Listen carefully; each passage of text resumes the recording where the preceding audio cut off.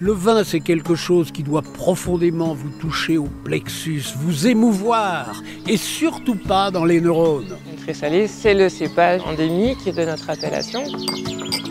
Les gens font du vin pour gagner des ronds, moi je fais du vin parce que ça me plaît, parce que j'ai envie de faire du bon vin. La terre d'ici, ça s'appelle du poudingue. La biodynamie, ça n'est pas une recette, c'est une conviction profonde qui doit vous conduire.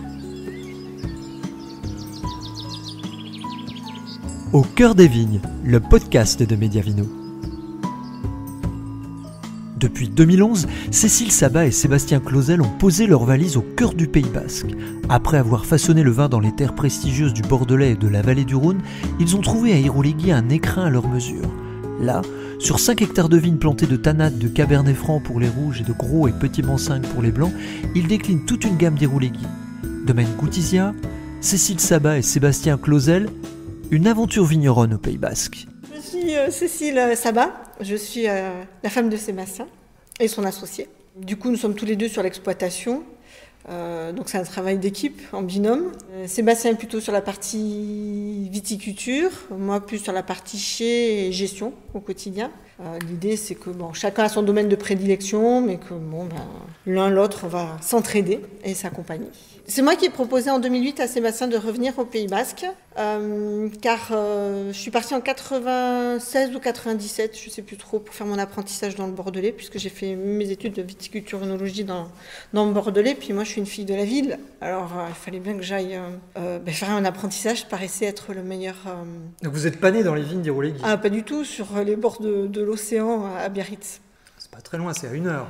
Tout à fait, mais du coup, j'avais pas de culture viticole et je n'avais jamais vraiment travaillé du coup la terre.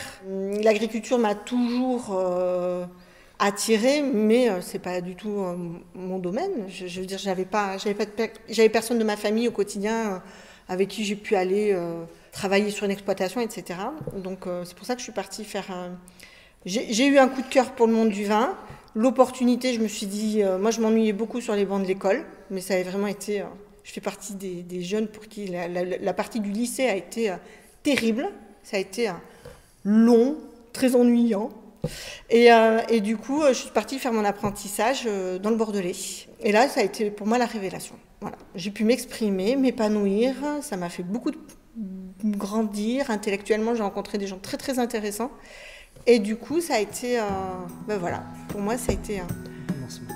Oui, ça a été le commencement, tout à fait. Et alors, dans le Bordelais, vous avez bossé dans quel type de domaine Alors, j'ai travaillé mon premier apprentissage lorsque j'ai fait mon apprentissage. Ce podcast vous est proposé gratuitement par Mediavino. Si vous souhaitez découvrir la suite de ce reportage ainsi que nos prochaines diffusions en exclusivité et en intégralité, abonnez-vous sur mediavino.info. Vous recevrez chaque lundi à midi un nouveau podcast ainsi qu'une vidéo, une interview et un édito. Mediavino, voyage au cœur des vignobles pépites.